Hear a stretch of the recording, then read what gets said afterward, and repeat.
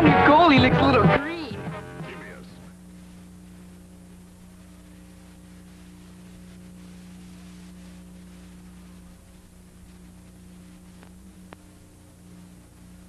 Tomorrow on the 4:30. If you're having trouble with your mathematics, this little lady may solve all your problems. All right, Christina. What is 5 and 6? Come on. 5, 6, 7, 8, 9, 10, 11. Now, if you think that's amazing, her trainer believes that Christina has ESP. Tonight, you'll see the terrifying moment when the filming of this sequence almost cost the life of Valerie Taylor. Nino, the parrot with operatic aspirations. A remarkable and deadly race between a bobcat and a hare. The unforgettable story of the Lima Pets. Hey, the sea lions are coming to town, and they'll be with us tonight. The bizarre, the beautiful, the amusing, the frightening. You'll experience it all with those amazing animals.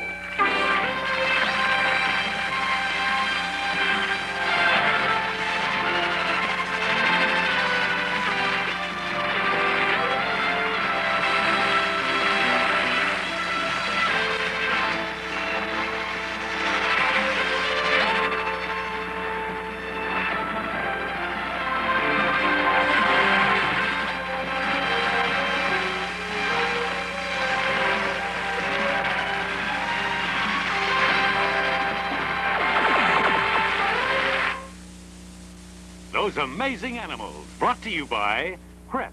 Since its introduction, more people have used Crest to prevent more cavities than all other fluoride toothpastes combined. Count on Crest for a future of good checkups. Oh, honey, you're not going to make my safeguard any smaller, are you? Who, me? Look, this soap has nice lather. No soap tops Safeguard's rich lather. This little number has a nice scent. But I love Safeguard's clean, fresh scent. Well, here's some dandy deodorant soap protection. Come on, you can't beat Safeguard for deodorant soap protection. Lather, protection, great scent. My Safeguard's getting smaller. For the combination of lather and protection, fresh-smelling Safeguard's the smallest soap in the house. This front-wheel drive Dodge Aries K Coupe has America's highest 6-passenger mileage and lowest 6-passenger price, $58.80, with its rich custom-pleated interior. Or equip Aries the way you like. Automatic transmission, power steering, deluxe wheel covers, white walls, AM radio. Choose the ones you want or take them all for only $65.95. 4-door, $100 additional. Aries K at your Dodge Ram dealer. Now make your best deal on a new 81 Dodge, then get $380 to $1,200 direct from Chrysler on top of it.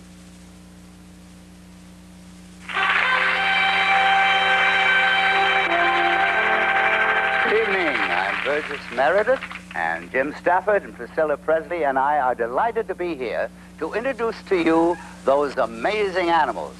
Down through the years, our lives have been enriched by the countless animals with whom we share this planet. Most of us know surprisingly little about them. What sort of questions do you ask about animals? Can the baby raccoons communicate with each other? How far can a red fox see? How does the python get his sense of smell? How fast can a bobcat run? Now, if these questions make you wonder, we think you'll be amazed at the answers. We've gone around the world to film animals you've never seen before. We've recorded animals in all their incredible variety, and what we've learned, well, will challenge your imagination. We invite you to explore the many worlds with us, starting now in the domain of the shark.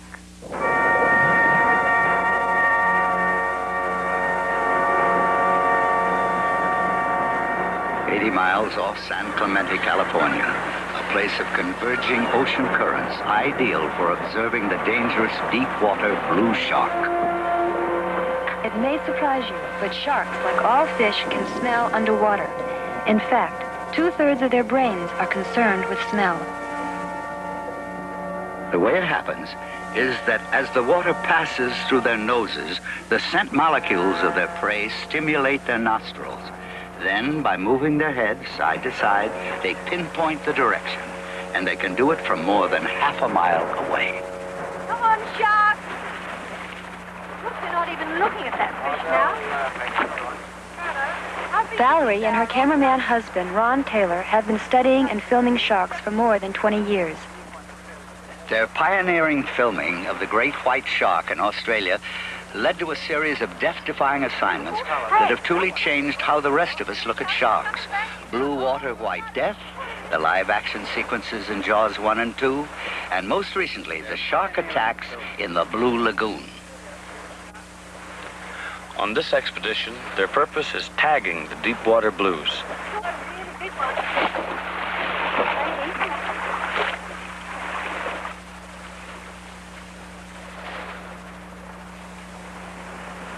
Could you give me a hand with this hood, Ron? Okay. Tuck it inside. Mm-hmm. And get my hair in, too. I'd hate to have my ponytail bitten off. In 20 years, Val has only been attacked once. Today will be the second time. Assisted by several support divers, Ron will bring his camera and Val a supply of fish to feed the sharks. This is an amazing piece of film. In less than 15 minutes after entering the water, Val's life will be in danger. The Taylors believe that sharks are not aggressive. But Ron and Val also know about the deep-water blues' reputation. They feed only once every week or 10 days, so when they're hungry, their appetites are really big.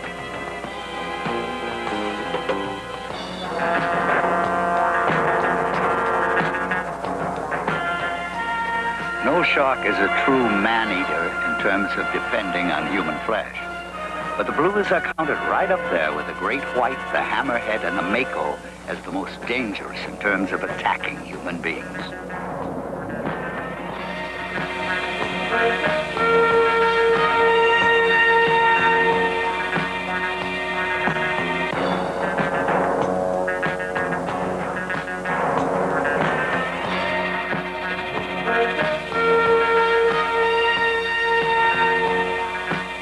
Feeding now begins. Val has started floating the dead fish in the water. Each deep water blue uses the classic shark attack pattern, circling ever closer, then using its great backward-pointing teeth to dig deeply into its prey.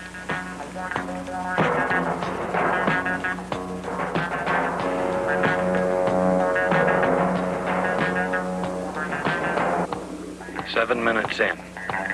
Val starts feeding them by hand, drawing the sharks directly to her, and thus to a point of close proximity to Ron's camera. At this point, Val and Ron are not concerned, though they're aware that they've attracted maybe more sharks than they expected.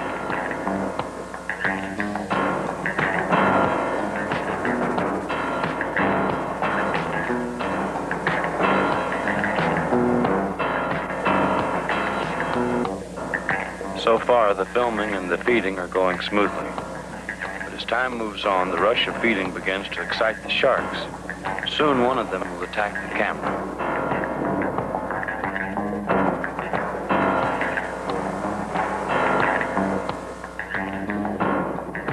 Then the unexpected happens. The number of sharks increases again, and for the first time, Val senses something is wrong.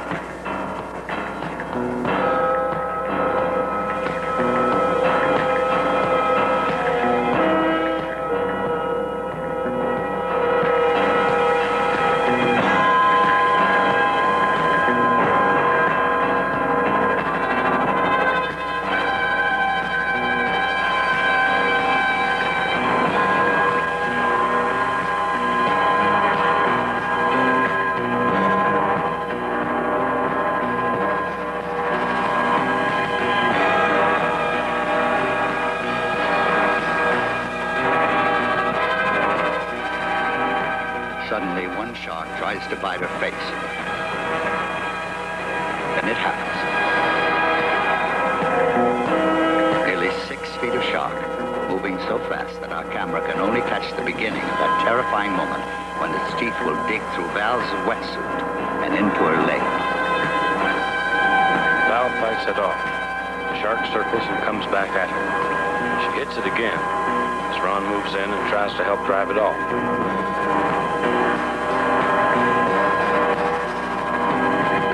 Fearful that the escape of any blood from Val's wetsuit could trigger an all-out feeding frenzy, Ron and the divers moved to get Val to the surface and out of the water right away.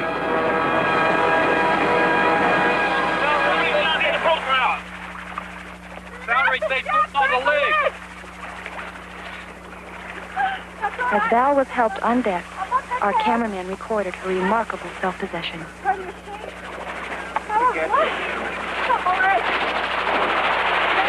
I'm bringing my fish with the top half and his dam will bite in the bottom half.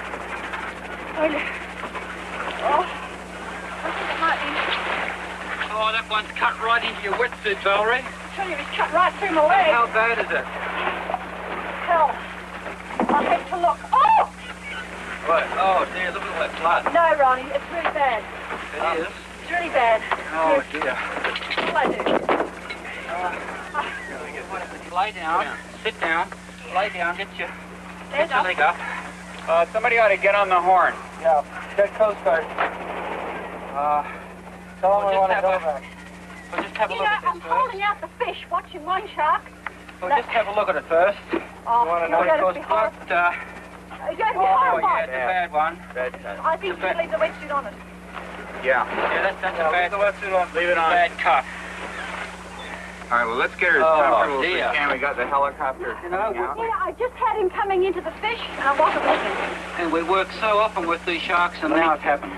I'm going to check on Well, that's one of those things, Ron. Yeah, well, there were so many of them, you couldn't watch them all at the same time. So many. Damn it, damn it! Why did he have to do that to me? Oh, that's a blasted nuisance. The rotten, stinky little shark. Really? I didn't. I was filming a shark up near your head. That's right, I no. wasn't watching down I there. was watching a shark up near the head. Suddenly, wow. Well, get this hood off. I got him off very quickly, you know, because he... Keep your leg up. Keep it up there. I got it off very quickly because I felt it hit. I felt this hit, you know, like a great bang on my leg, and I immediately turned around and hit the shark. And that's why only one set of teeth went in. You can see where he was. He was about to take the whole piece out. Yeah, well, there's the bottom teeth, and these are the top teeth up here, those big teeth. I knew it. I knew he was hurt. Well, that's it. Sorry, guys.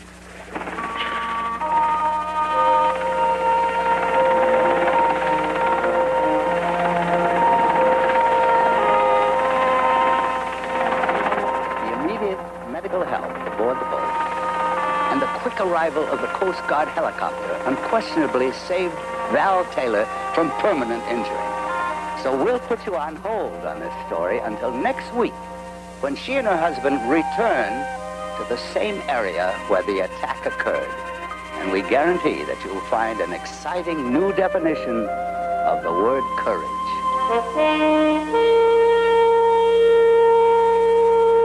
Sometimes there are amazing animals that really make us laugh.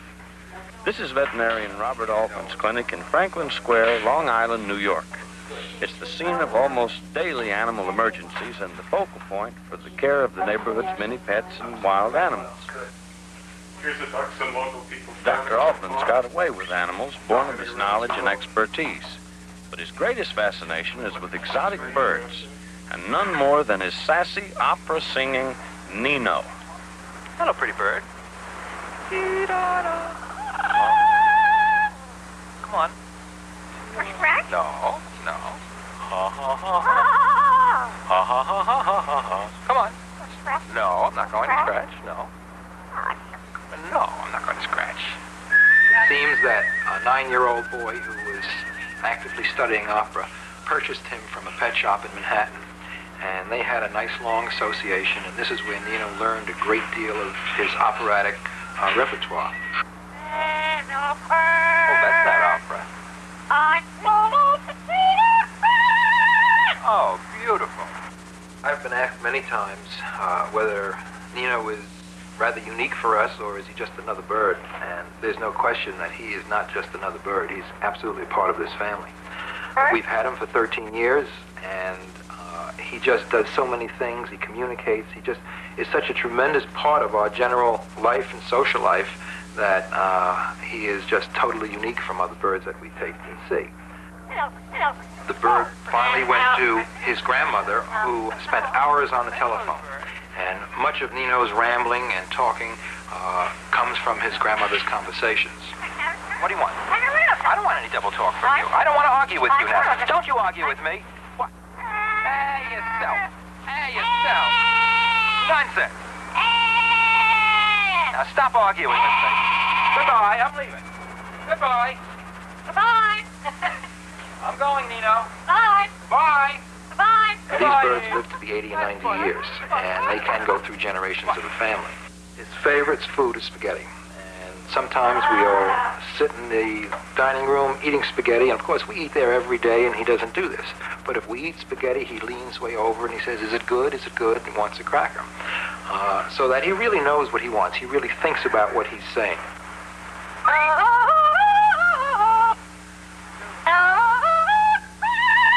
Beautiful. Beautiful. You know, with a range like that, I wonder if Nino could break this glass when it hits that high note. Give it a try, Jim. Okay. Nino, if you please.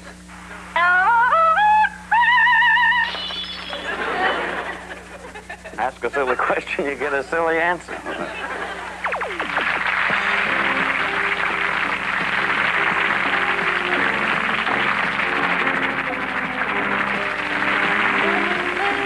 We have much more in store for you this evening. Would you believe? Prisoner's best friend and confidant. A miniature horse with uncanny horse sense. And the challenge of life or death. We'll be back with those amazing animals in just a moment. Going down the river on a raft? Pretty exciting, huh? And you brush with Crest? Always. But I figured your family for something a little more exciting. A stripe or gel, No, maybe. no. Toothpaste don't excite us. Great Crest checkup? That excites us. Well, yeah, but... Look, Crest works and has something no other toothpaste has. More evidence it works. Evidence? What evidence? Only Crest has proof its fluorestan fights even adult cavities in hard-to-reach places. Yeah, but wait a minute. Proof for adults, proof for kids. It's the only toothpaste proven effective for our whole family. Pretty impressive, but exciting. One great checkup after another. That's exciting. Crest. More evidence, great checkups. That's exciting. Could you write a television commercial? No. How about for a product you believe in? How about your extra action time? I believe in it, so I'm sure I could. These crazy guys are my husband and brother-in-law. They're helping me show how my Tide cleans muddy soil better than another powder. Ooh, they're going to be filthy. There, these shirts were white. Now, I've marked my brother-in-law's grungy shirt, and I'll wash it in Tide.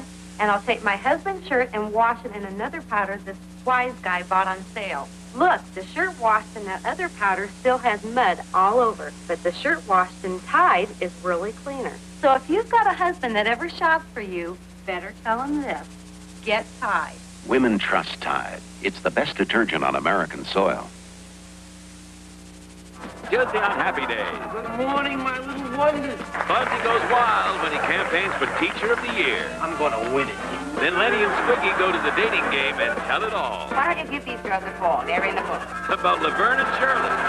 And Jack's job opportunities are looking up, but Janet doesn't approve of his methods on Three's Company. Then, a sailor docks in Jackie's apartment. Why can't I hear them? That's too close for comfort.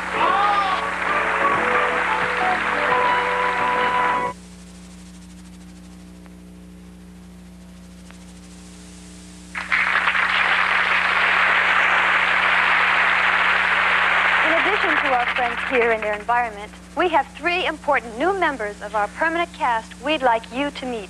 Now, my mascot for the series is Penny the Penguin. I don't know why they chose a penguin for me. No idea at all. But I'm told that this particular penguin has been endowed with human traits, and he will follow me wherever I go, won't you? Huh? This is Gertrude the Vulture, and she's all mine. She weighs in at 5 pounds, and she's never going to be a Birdland beauty. Actually, from time to time, Gertrude is going to present her coveted Gertie Award to any person or persons she feels have been unduly ugly to animals. So be kind to your pet or else. Tonight, it is my pleasure to welcome a wonderful young lady who really has a way with animals. She's promised to personally deliver my mascot. Here is the Goodwill Ambassador of the San Diego Zoo, Joan Embry. Hi. Here we have Sydney, and he is a wallaby, which is a member of the marsupial family. And believe it or not, when he was born, he was about the size of a kidney bean. And then he would crawl into the female's pouch, his mother's pouch, where he lived until he was about 6 months old. And this animal has not been out of the pouch very long, and he's just beginning to eat solid foods, and that would be various types of grasses and hay and alfalfa they're particularly fond of. So cute. Joan, thank you, and we'll be looking for you later. So, there you are, Penny, Gertrude, and Sydney. And you'll get to learn a lot more about them in the weeks ahead. Now, come on, let's go. Come on. You come with me. Come on. Come on, come on. That's it. Come on. Quack, quack, quack, quack, quack. Come on, come on, come on.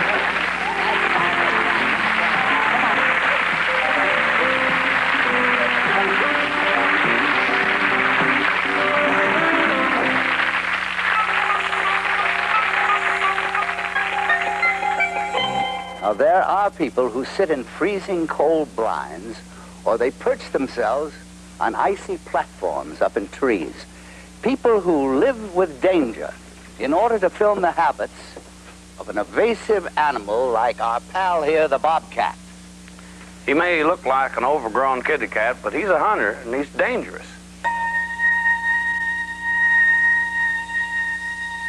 Winter, a beautiful time of the year in the mountains, but a difficult time in the fight for survival, especially for two animals with two different lifestyles. A skilled hunter, the bobcat, and the docile snowshoe rabbit. The rabbit has plenty of bark and branches to eat. He's well camouflaged with his white fur. If he gets into trouble, he makes his escape in deep snow.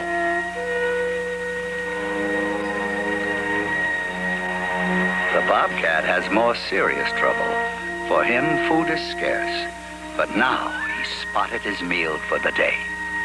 It may seem that the rabbit is foolishly spending a lot of time grooming himself for the day. But you can bet his sensitive ears are listening for a killer like that bobcat who's sneaking up on him.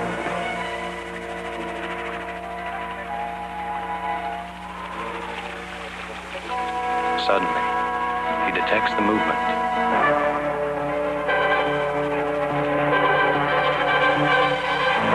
The bobcat attacks, and the chase is on.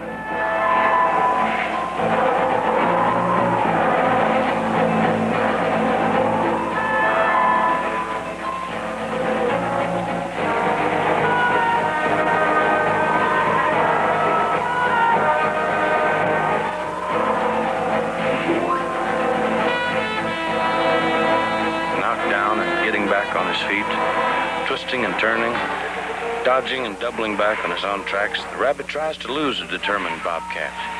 His oversized feet give him a good base in the snow as he shakes himself free and bounces off.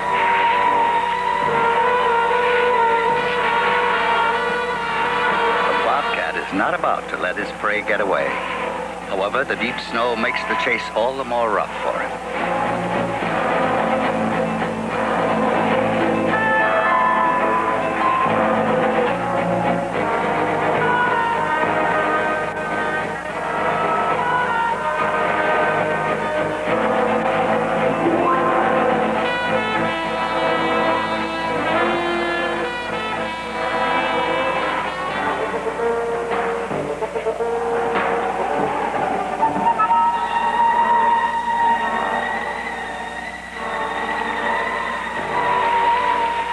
Shaking himself free again, Rabbit skips across the top of the snow like a skimming stone across a pond. This will be his lucky day.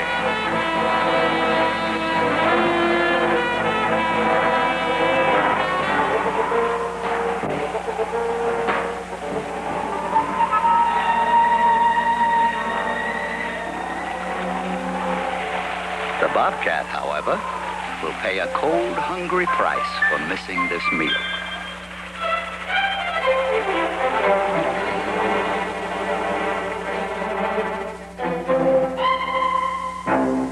Everyone knows that seals and sea lions have a marvelous sense of balance.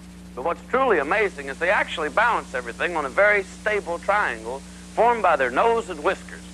We know a much more interesting way of proving our point. We've asked the trainers at SeaWorld to demonstrate the amazing talents of their performing artists.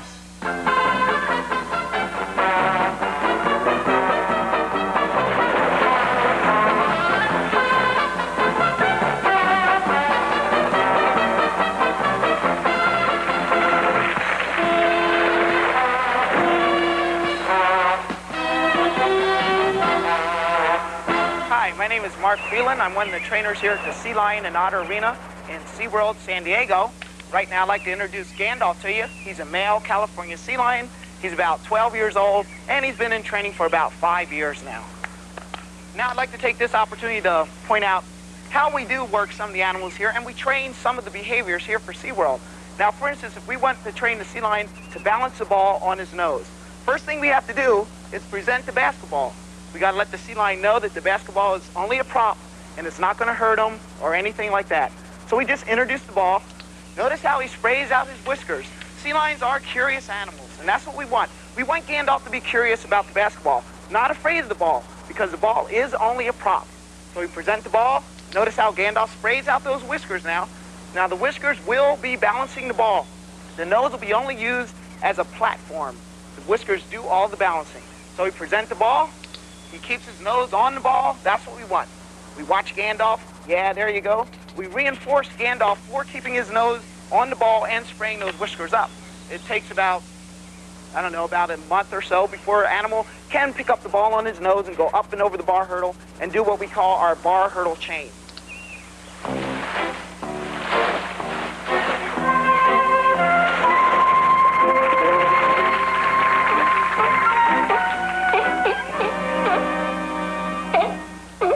Most amazing qualities about our sea lions here that a lot of them are beached animals. That means that they have beached themselves because of they're ill or the weather has pushed them ashore, and we bring them here to SeaWorld and we nurse them back to health. Our animal care department nurses them back to health, and when the trainers do need a particular sea lion or an animal, we just go to the different areas like the feeder pool or pin-and-pet exhibit, and we pick out an animal that looks somewhat assertive, that's not too scared of people, and he looks like he'll be a good worker. One reason why sea lions are good animals to have in shows, they're very mobile animals.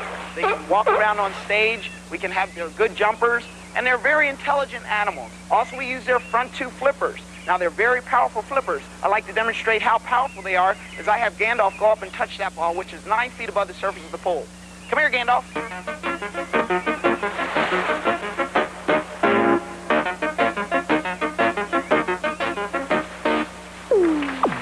Our last behavior that we did in the show was what we call our long chain. Now, right now, I'd like to describe to you in detail somewhat what our long chain is. Now, the first behavior that the sea lion has to do is going up to the top of the tower. That is a behavior. The animal does a handstand on a verbal and a hand signal. He jumps into the moat on a verbal and hand signal. He goes through the hoop, he'll do a backflip, and then he'll slide up and knock down the pin and give everyone a big wave goodbye. Normally, that particular behavior, the long chain, takes about 6 months to train a sea lion for show quality. But we have had sea lions that can learn the behavior in as little as 4 months. It all depends on the animal. Some animals are smarter than others. Some take a little more time. They're just like people.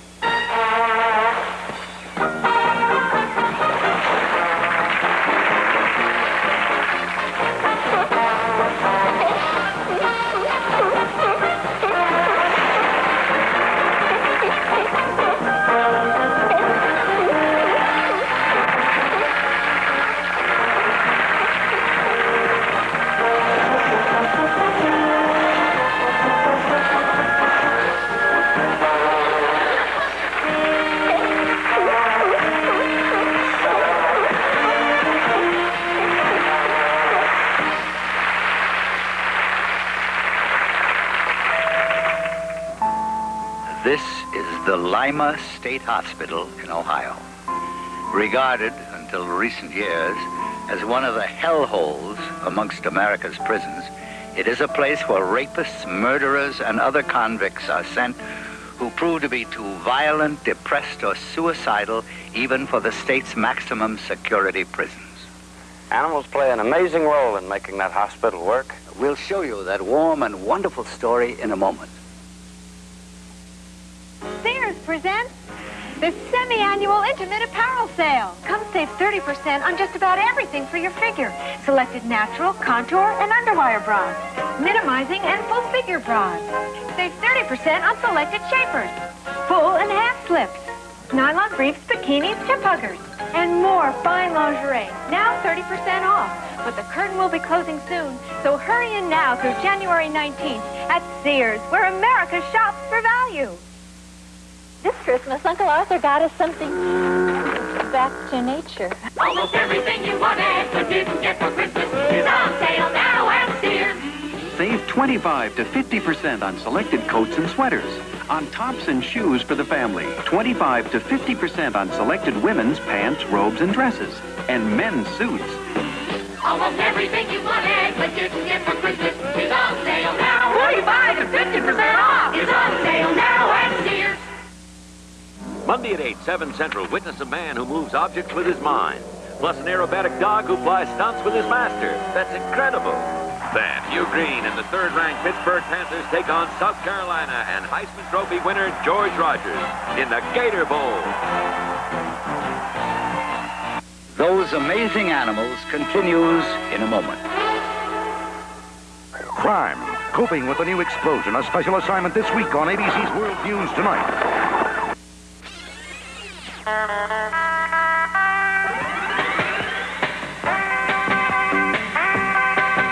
New York's radio station then. New York's radio station now.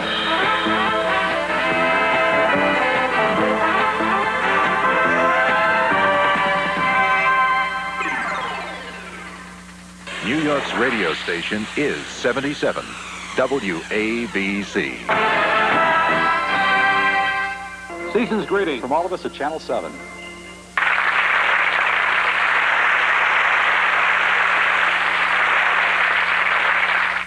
We've all had this experience at one time or another, holding a gentle little animal and having it respond to us. In fact, caring for creatures that depend on us gives us a very special feeling. Well, at Lima State Hospital in Ohio, a young psychiatrist social worker put that idea to a very unusual use. Meet David Lee. His ward at the hospital is called the Open Ward. You know, when I first started working here, it was about 8 years ago, and I was assigned to a ward housing mostly depressed and suicidal people. We had a lot of suicides back at that point. Some years I had as many as 26. And it didn't seem like I was getting across to these people at all.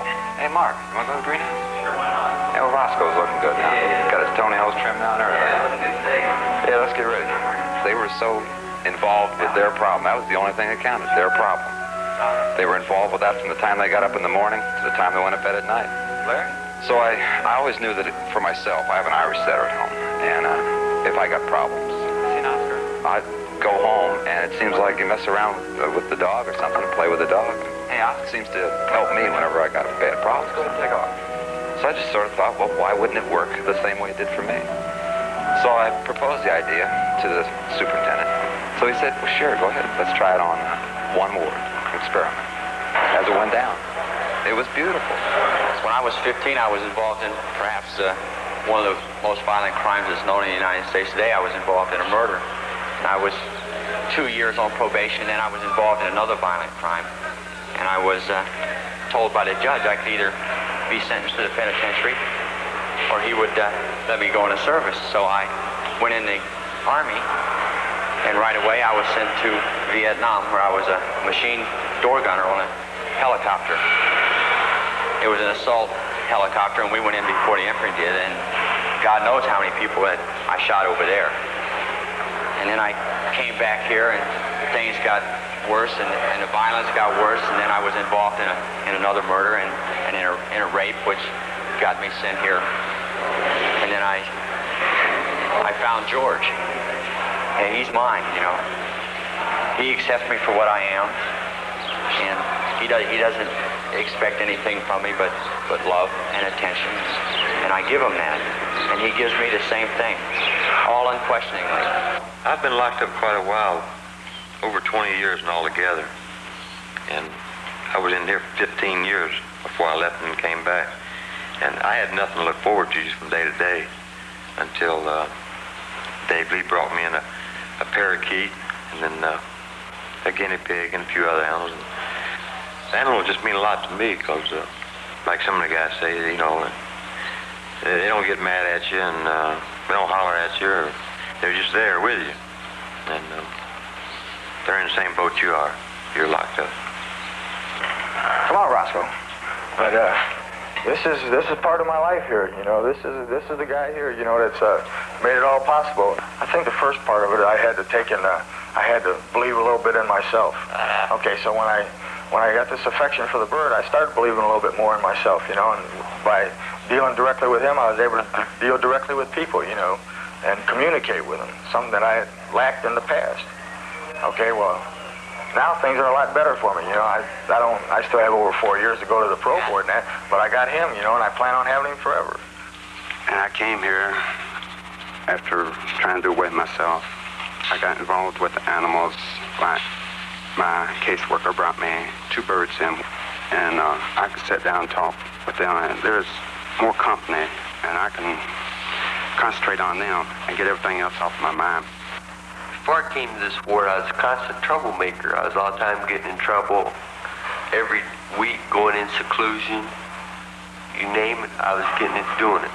Like if I'm in a bad mood, I'll go out and see the deer. And all they'll do is just sit out there and look at you and talk back to you like it's nothing. And then you just get over your bad mood and come back inside. I watched around when I first moved on the ward. I watched around what the guys did with the animals, you know, how they felt and what it done for them, you know. So I got involved in it. I mean, ain't a day goes by that I don't have Roscoe sometime or another to talk to, you know. Not only him, but the other birds and rabbits and guinea pigs. All the animals on this ward means a lot to all of us in here. They're caring and they're sharing. It's done something for me. I mean, it's not just a job anymore. I mean, I come in on the weekends.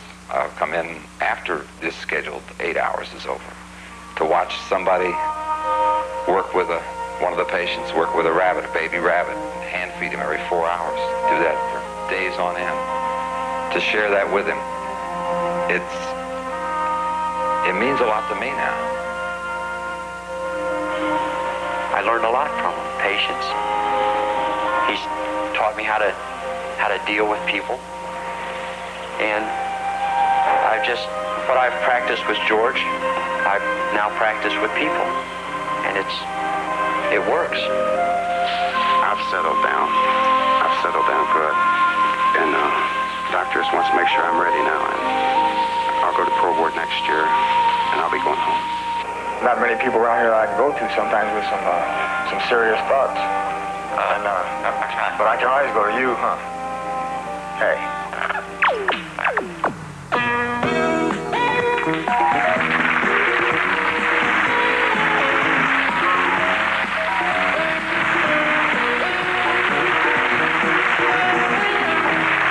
This is Georgie Girl, who is 3 months old. She's a fully registered American miniature horse. Just to make a comparison in size for you, this is Beauty, a registered Great Dane. Now, it was millions of years ago when horses even smaller than Georgie Girl trotted all over the plains of North America. And unfortunately, they all disappeared thanks to something called evolution. Not too long ago, something happened at the Gettysburg Miniature Horse Farm owned by Tony Garullo, which we find not only amazing, but downright unexpected and astonishing. The tallest horse at the farm is only 25 inches high. Oh, these are miniature horses bred down from the standard size. Took over 100 years to perfect the horse. We imported them from Argentina ourselves. We consider them the only true miniature horse in the world. They were bred from the standard size mainly, and they vary in size, the little horse. They were bred mainly for children, that they can ride them and play with them and feed them and whatnot. They're very docile, as you can see. We don't consider them ponies. They have a horse disposition. Come on, Christina, let's go. Let's go, Christina. Let's go. Come. Christina, a purebred Arabian, is truly the star of the farm. Her ability to count, do arithmetic, and fulfill requests from daily visitors continues to amaze all those who see her. Now maybe we can pick one of the little boys and the girls. They could tell Christina their age. How about the little girl right there? You want to tell how old you are? How old are you? 8. Do you want to tell her? 7. That's good. Give her a big hand for that. Try 66. Christina, you get up. You got to go real big, Christina. Go ahead. You hear the gentleman? Go ahead. Now, here's how I discovered that they can pick up thoughts mentally. I always counted out loud for Christina. One time I was training her with some people, and one man popped up and said to me, the horse can count when you count, but can the horse count without you counting the numbers? I said, I don't know. Why don't you give her a couple numbers to count? Christina ran away from me, went over, and started to scratch, and I started to count the numbers with her mentally. That's the time I realized that she's tuning in with me. She had to pick up my thoughts. So then I started to experiment with that, and every time I thought of the number, she would stop on that number. How's that? Tony is really convinced that Christina can read his mind. In short, that she has ESP. You want to get way up and wave, Christina, nice big one. Well, I feel it's okay, now we're going to ESP. The horses have this instinct. They have the ESP. Like, they can think what my thoughts are. They can communicate that way, but I can't communicate with their thoughts. The horse thinks that way, but they can communicate with our thinking. At this point in our filming, Tony's claims about Christina's ESP led our field producer, Fritz Rowland, to ask Tony to do something that would really test Christina's ability, something she'd never done before. The request was to tell the horse one number, but for Tony to think another. Tony? Yes? Wait a second. I'll tell you what. Here's how let's do this. You ask the horse what 4 and 4 is, okay? Ask her how much 4 and 4 is, but I want you to think 10. You'd like me to ask her how much 4 and 4 is, but to think 10? Yep. Come on. Come on, Christina. Come on now, Christina. Come on. Come on, give me a big kiss, Christina. You want to get up. Christina, how much is 4 and 4, Christina?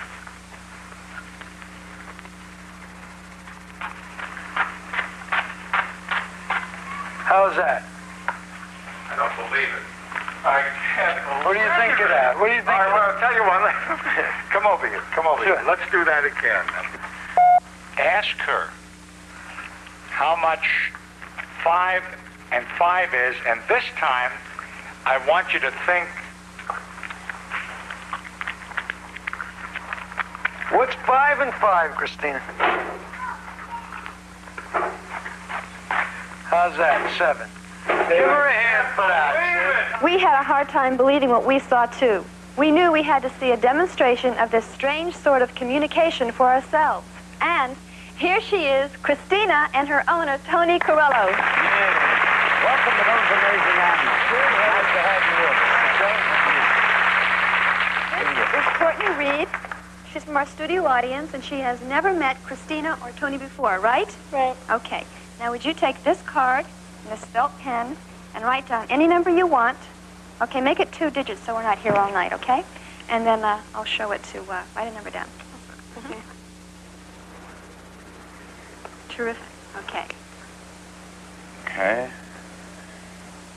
Okay, Tony asked Christina what is 7 and 6. Christina, how much is 7 and 6?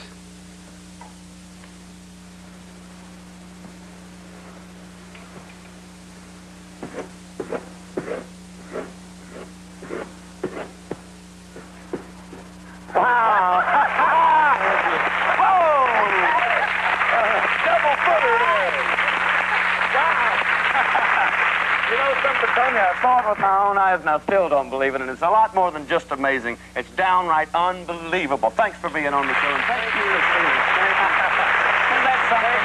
That's great. That's just super.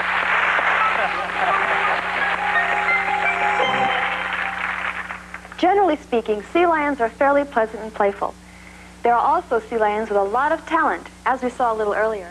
And then there's a sea lion named Scattergood. And talk about a cranky, cantankerous character. Oh, boy.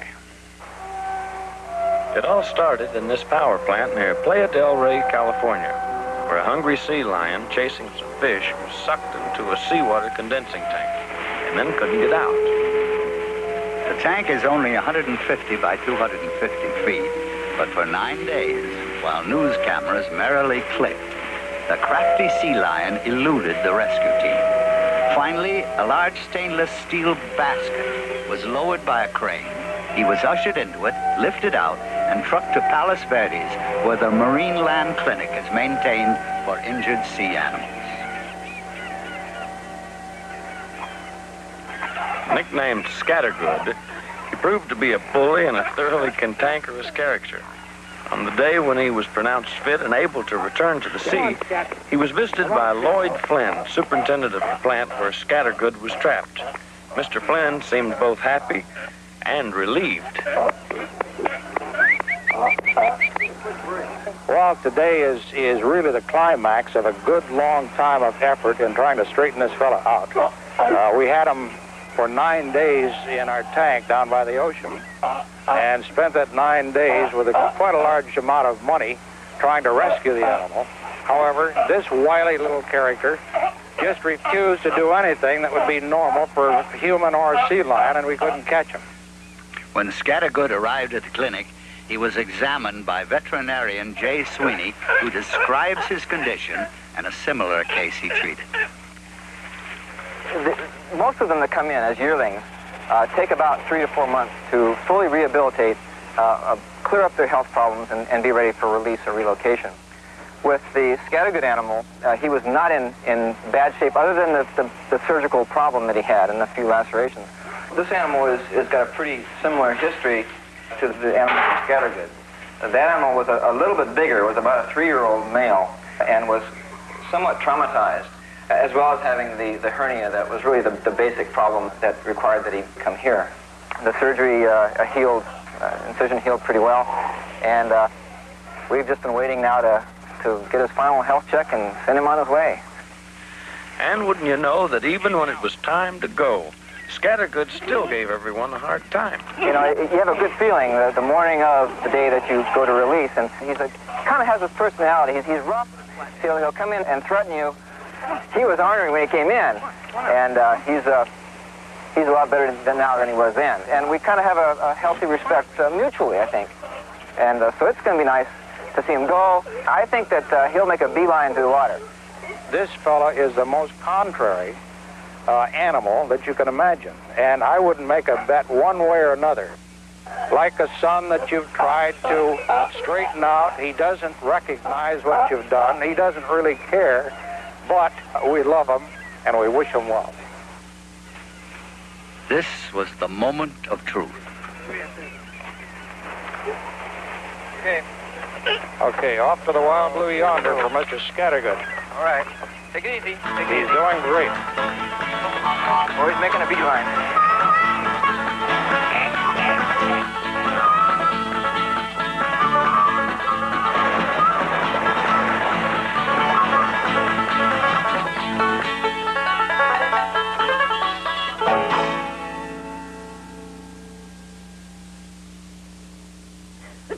Sounds like it's time to try Triaminic. Triaminic? Triaminic syrup, the non-prescription liquid cold medicine most recommended by doctors. Why is it so good? 4 important reasons. 1, Triaminic syrup quickly relieves those drippy, stuffy cold miseries most people suffer most often. 2, Triaminic has no unnecessary ingredients. It doesn't over-medicate. 3, Triaminic is strong enough for adults, yet gentle enough for children. 4, it's pleasant tasting, easy to take.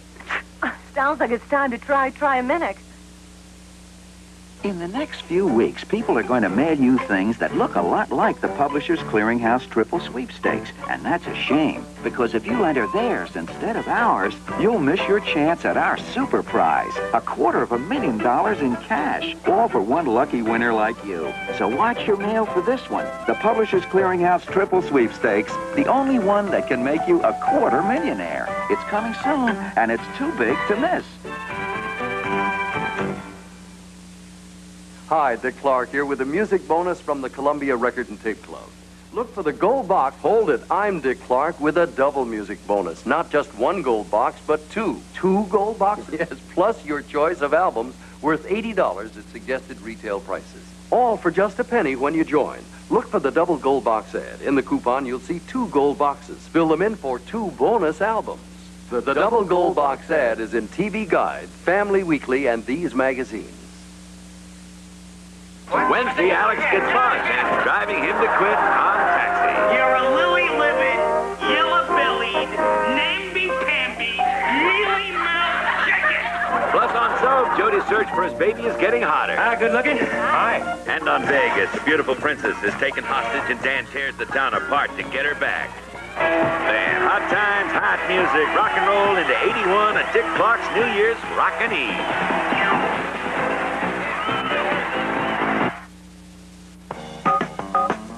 The fascinating, always surprising world of animals is filled with all kinds of unusual and amazing species.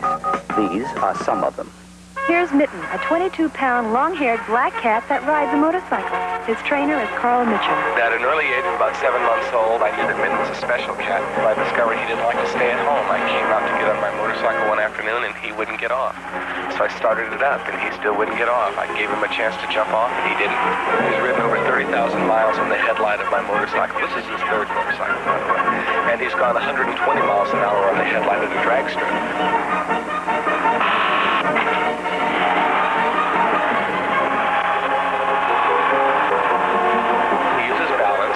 That natural instinctive grace that all cats have. I've made lots and lots of friends in the last 7 years working with Mitten. This is one black cat that's brought me incredible luck.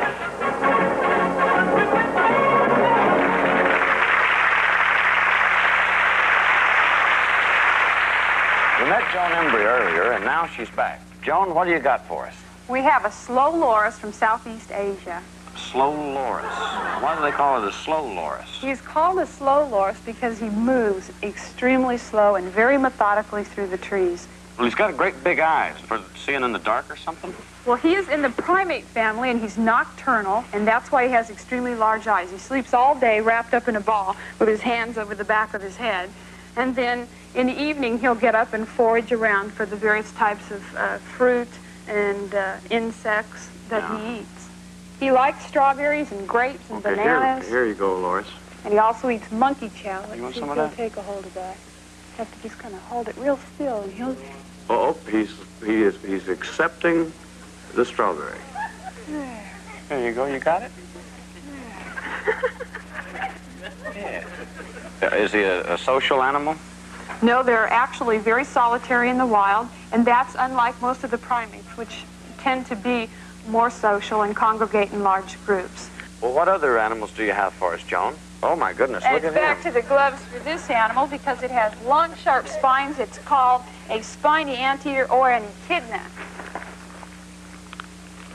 And as you can Holy moly, see, look at him. the gloves come in handy in handling this animal. This He's a beauty. helps the animal in its defense. The echidnas are from Australia, and they are from a very unique group of mammals called monotremes. And monotremes are egg-laying mammals. Believe it or not, all mammals have their life young, and in this particular case, along with the duck-billed platypus, they will lay a leather-like egg. And if you pick the animal up, this egg is then deposited in a fold of skin in the soft underside of the body, and then hatches in about 1 week. Yeah. Well, now, why does he have these spines? Those are a defense, and as the egg hatches and the baby emerges, it's naked, and it doesn't have spines at all. And these spines begin to emerge and are soft and then harden as the animal grows older to defend it. And they shed their spines, but unlike the stories that you often hear told, they cannot throw them. Isn't that something? What's a fellow like this eat? Anything he wants to? He eats grubs and ants and termites, and that's why he has a long snout and a sticky tongue that secretes saliva that helps them to collect those. That's amazing. Thank you for showing us all of those interesting animals. I appreciate it. Don't tell me I've been doing laundry for 50 years. But new Cling Free does beat every other leading fabric softener. It eliminates static better than your liquid, Grandma. And it's more convenient than Mom's white sheet. Fresh new fragrance. Makes clothes smell fresher than ever. And those thousands of softness cells have special softeners. So clothes come out wonderfully soft. Well, you're never too old to learn. One way or another, new Cling Free beats every other leading brand. Ready, Michael. What goes on behind the scenes is important. Things don't work here, they don't work up front. Well, same with pictures. Literally, what's behind them can make a difference. Kodak paper. To me, that's quality. One thing, you can't find Kodak paper just anywhere. But it's always available where you see the Kodak paper sign. That's the sign with the photogenic face. Mine. Look for the Kodak paper sign when you get your pictures developed. Cut! He said cut. You want to feel really good? About someone. About your neighbor. About your teacher. About your catcher. About your pitcher and your preacher. Put them right around the waist and get that shoulder strap in place. Go belt someone today. Seatbelts help keep people safe, so belt someone. Go belt someone today.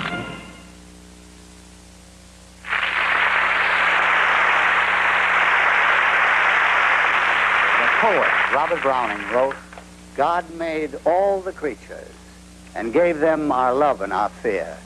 To give sign we and they are his children, one family here.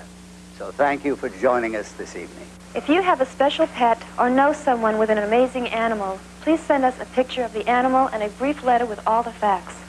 The address is Those Amazing Animals, Post Office Box 25012, Los Angeles, California, zip code 90025. Next week, you'll see a member of the Heart of Texas Snake Handlers Club walk through a pit of deadly rattlesnakes barefoot.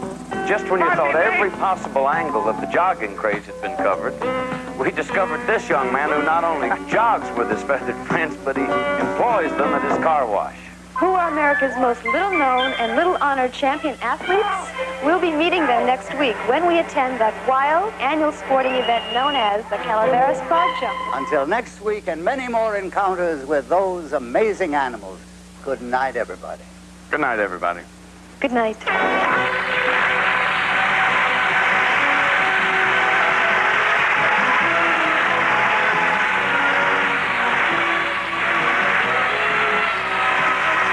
This is Steve Bell. Georgia football star Herschel Walker talks about his Sugar Bowl date with Notre Dame, Monday on Good Morning America. Beginning Monday, January 12th, meet the men and women of the Dynasty.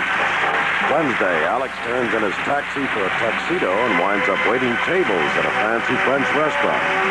Then on Soap, Jody and Private Eye Maggie Chandler track Carol to the world's wildest Western bar. Now stay tuned for Omnibus next on ABC.